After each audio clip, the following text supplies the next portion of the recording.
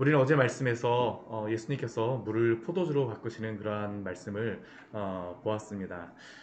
유대인의 정결 항아리 안은 돌 항아리는 비어 있었고 그 빈 항아리가 이스라엘 백성에게 또 그들에게 기쁨을 주고 만족을 주는 것이 아니라 생명이 되어지는 것이 아니라 예수 그리스도가 바로 생명이 되어 준다라는 것을 알려주시는 게 바로 이 정결 항아리의 그러한 의미라고 할 수 있습니다. 결국 생명이 그리스도 안에 있다라는 것이죠.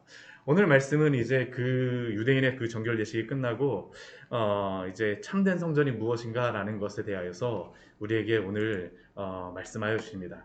오늘 13절 말씀을 보면 유대인의 그 유월절이 가깝다라고 말씀하고 있습니다. 우리가 6월절 성경에서 많이 보죠. 그렇죠? 6월절이 되게 되면 이스라엘 백성들은 다 이제 예루살렘으로 모여서 함께 예배를 드렸습니다. 3번 정도 이스라엘이 3대 명절 6월절과 또 77절 오순절과 또 그리고 초막절에는 이스라엘 백성들이 다 모여서 이렇게 함께 예배를 드렸었는데 예수님께서도 이 6월절에 예루살렘으로 올라오셨다라고 우리에게 말씀하고 있습니다. 그런데 이 성전에서 예수님께서는 소와 양과 또한 비둘기 파는 사람들, 돈 바꾸는 사람들이 그곳에 앉아 있는 것을 발견하셨습니다. 여기 소와 양과 비둘기는 바로 6월절 그 제물로서 드리는 그러한 제물이죠. 또한 여기 그 돈 바꾸는 사람들이 필요한 이유는 환전상들이 지금 필요한 겁니다. 환전상들이 필요한 이유는 이 로마의 그러한 그 화폐는 그 앞에 항상 황제의 그러한 모양이 있습니다. 가이사의 그 모양이 있어요. 그러다 보니까 이 가이사의 형상이 우상의 형상이라고 그들은 생각을 했었기 때문에 그 가이사의 형상이 그 성전 안에서 그 동전이 사용되는 것을 원하지 않았습니다. 그래서 그들은 그 성전 안에서 사용할 수 있는 화폐를 가지고 쓸 수 있도록 그 환전상들이 필요했었는데 그래서 오늘 말씀해 보게 되면 소와 양과 비둘기 파는 사람들과 돈 바꾸는 사람들이 앉아 있었다라는 것이죠. 그러니까 이 사람들은 이 6월절 예배를 잘 드리는 것을 도와주기 위하여서 이 성전 안에서 이러한 물건을 팔고 돈을 바꿔주었던 그러한 사람이라고 할 수 있습니다. 6월절 예배를 돕는 사람들이라고 할 수 있죠. 그리고 더군다나 이들은 이 대제사장들과 또 여러 그 유대인의 종교 지도자들이 허락해준 사람들입니다. 공식적으로 허락한 사람들이기 때문에 이들이 이 안에 들어와서 이렇게 할 수 있는 겁니다. 그렇다면 예수님께서 이들을 보시고 나서 하시는 말씀이 무엇일까요? 아, 그래. 너희가 내 아버지 집에서 유월절 제사를 잘 준비할 수 있도록 수고하고 있구나. 열심히 해야지 하고 칭찬하셨을까요? 아닙니다. 오늘 말씀을 보면 정반대의 그러한 말씀이 기록되어져 있죠. 예수님께서는 여기서 이러한 사람들이 앉아있는 것을 보시고 노꾼으로 채찍을 만드셨습니다. 그리고 양이나 소를 다 성전에서 내쫓으시고 돈 바꾸는 사람들의 돈을 쏟으시고 상을 엎으시고 비둘기 사람들에 대하여서는 비둘기는 이렇게 쫓아버리게 되면 이거 다 날아가 버리잖아요. 그렇죠? 그러니까 예수님께서 이것을 뭐 날려버리진 않으시고 가지고 나가라고 말씀을 하시죠. 왜 예수님께서 이렇게 행하셨습니까? 예수님이 그냥 보기에는 예수님이 행하시는 그러한 일들을 보기에는 이들이 보기에는 6월절 그 명절을 망치는 게 바로 예수님의 행동입니다. 근데 왜 예수님은 이렇게 행동하시고 또 이렇게 말씀하실까요? 오늘 16절 말씀을 보게 되면 그 이유를 이렇게 말씀하시죠. 내 아버지의 집으로 장사하는 집을 만들지 말라. 이들은 바로 하나님 아버지의 집을 장사하는 집으로 만들었던 겁니다. 이것은 오늘날 우리에게도 큰 경고를 주시는 그러한 말씀이죠. 어떠한 경건한 형식과 모습을 가지고 그냥 예배를 드린다라고 하여서 그냥 형식적인 예배를 드린다라고 하여서 그것이 하나님께 영광을 돌리는 예배가 아니다라는 것을 또한 우리에게 알려주시는 말씀입니다. 오늘 이 말씀과 함께 같이 우리가 생각해 보아야 될 말씀은 우리 콜로새서 3장 5절의 말씀이라고 할 수 있죠. 그러므로 땅에 있는 지체를 죽이라. 음란과 부정과 사욕과 정욕과 탐심이니 탐심은 우상 숭배니라. 이들이 지금 여기에서 이 일을 하는 그러한 근본적인 이유는 무엇이겠습니까? 돈을 벌려고 하는 것이죠. 탐심이 그 안에 있었다라는 겁니다. 이들이 이 예배를 드리는 이 장소에서 하나님의 집을 사용하여서 그들이 자신들의 탐심을 채우는 우상 숭배의 장소로 삼았다라는 것이 바로 예수님이 이들에게 말씀하시는 그러한 말씀입니다. 그런데 이것과 함께 우리 마가복음 말씀에 보게 되면 함께 하시는 그러한 말씀이 있으세요. 우리 마가복음 말씀 같이 한번 찾아보도록 하겠습니다. 우리 마가복음 우리 11장 17절의 말씀입니다. 마가복음 11장 17절입니다.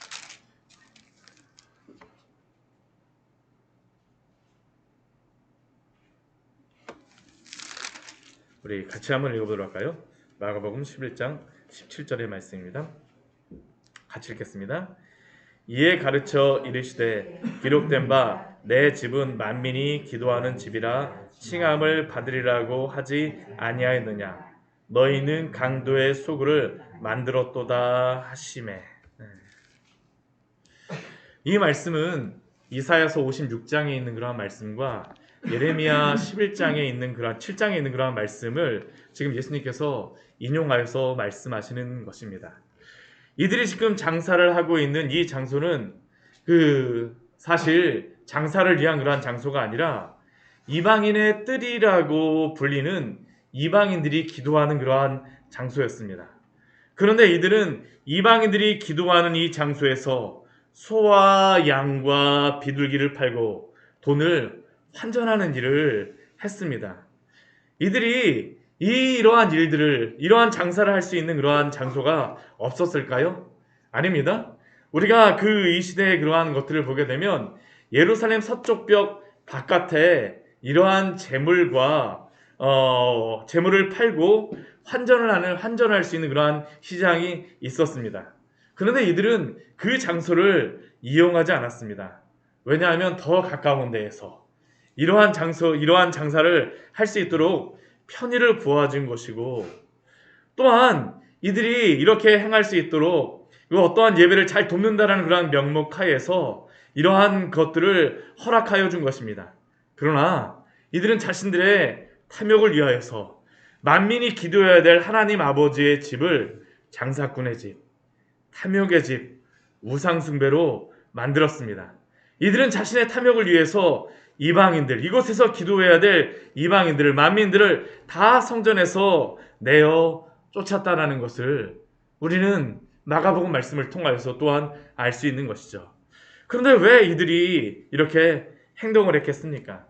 오늘 그 말씀의 시작이 참 중요합니다. 오늘 13절 요한복음 2장 13절 말씀에 보면 유대인의 유월절이 가까웠다라고 말씀하고 있습니다. 왜 이것이 중요하겠습니까?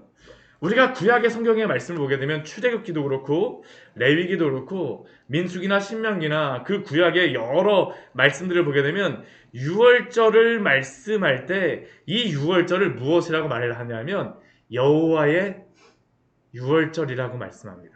여호와의 유월절. 그런데 문제는 무엇이겠습니까? 이들은 여호와의 유월절을 유대인의 유월절로 바꿔버린 것이죠. 이들이 유대인의 유월절을 삼고 나니까 문제가 무엇입니까?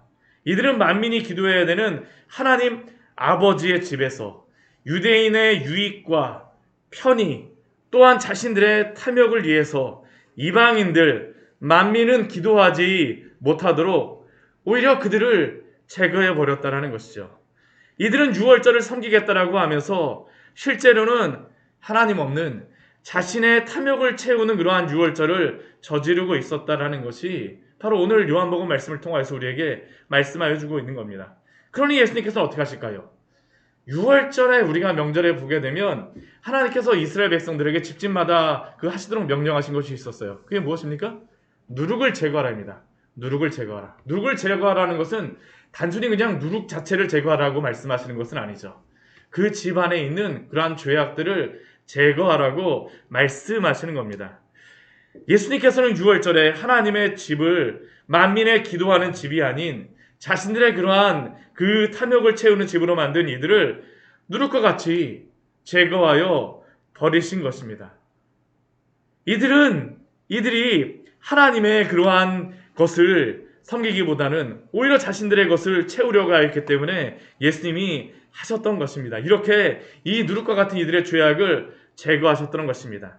그리고 이것은 앞에 정결 항아리로는 생명을 얻을 수 없는 것과 같이 단순히 유대인의 형식적인 절기와 예배 형식만으로는 구원을 얻을 수 없고 반드시 그리스도를 믿고 예수님을 믿고 그 죄를 제거하며 회개해야 됨을 우리에게 말씀하여 주시는 것입니다. 생명이 누구에게 있느냐라는 것이죠.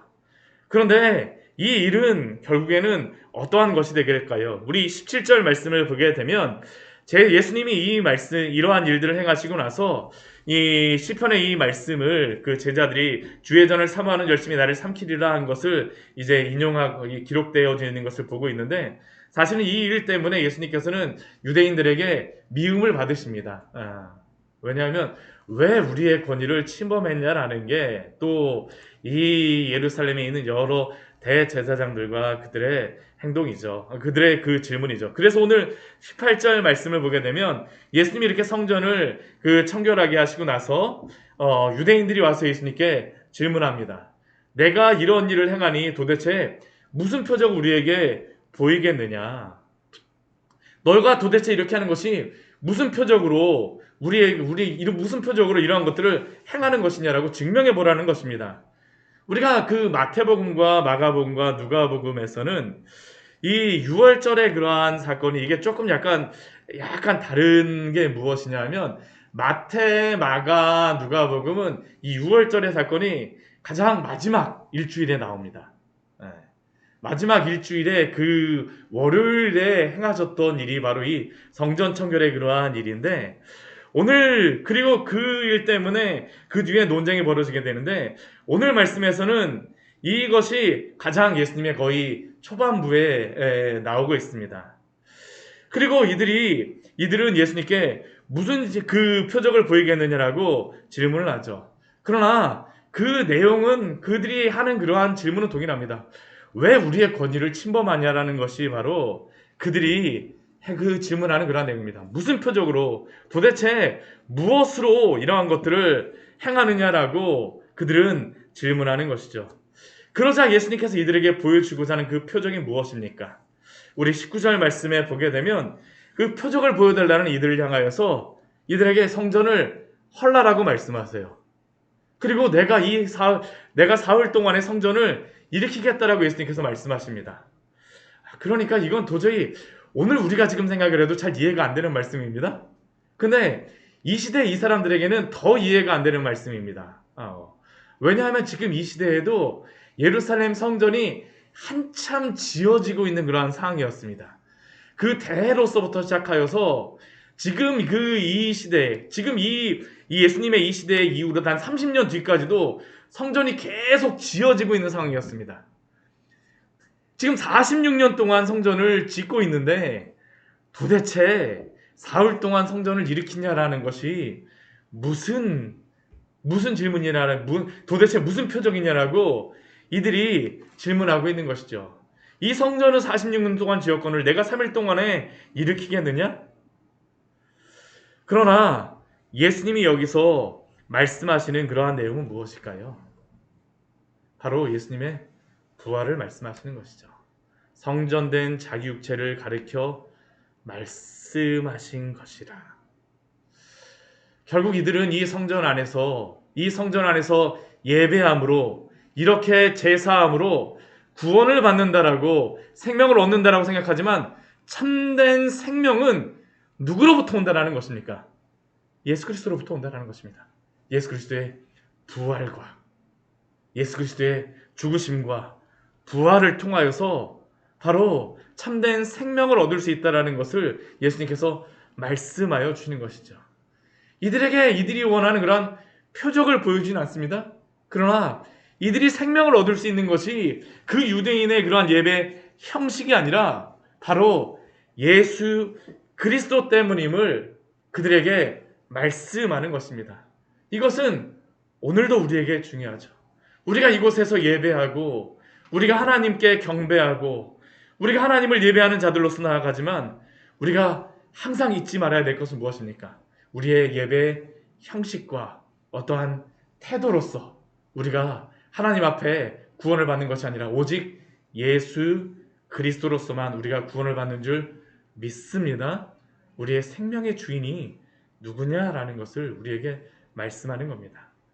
오늘 23절과 25절 말씀을 보면 이 말씀을 하시고 나서 마지막에 그 마무리를 이렇게 말씀하고 있습니다. 6월절에 예수님께서 예루살렘에 계시면서 많은 사람들에게 표적을 행하셨다라고 말씀합니다. 그리고 그의 이름을 믿었다라고 말씀을 하고 있어요. 그러나 예수님께서는 그 자신을 그들에게 의탁하지 않으셨습니다. 왜 그럴까요? 또한 25절 말씀 보게 되면 누구의 증언도 받을 필요가 없었다라고 말씀하십니다. 왜 그럴까요? 왜냐하면 그 모든 사람이 어떠한 사람이냐라는 것을 알고 있기 때문이죠. 사람이 기적으로 변화될까요? 아닙니다. 기적 자체를 경험하는 것으로서만 변화되지 않습니다. 본질적으로 무엇이 필요할까요? 예수 그리스도를 믿고 거듭나는 것이 필요합니다. 오늘 그래서 이 말씀이 맞춰지고 난 다음에 우리 요한복음 3장 말씀에 보게 되면 그 유명한 말씀이 나오죠. 바로 니고데모에 대하여서 거듭남에 대하여서 말씀하시는 것입니다. 단순히 돌항아리가 우리를 구원하지 않습니다. 단순히 그냥 예배 형식 자체가 우리를 구원하는 것이 아닙니다. 예수 그리스도가 생명이요 구원 되심을 믿으십시오. 또한 그 안에서 날마다 살아가시기를 축원합니다. 같이 기도하도록 하겠습니다. 하나님 아버지, 오늘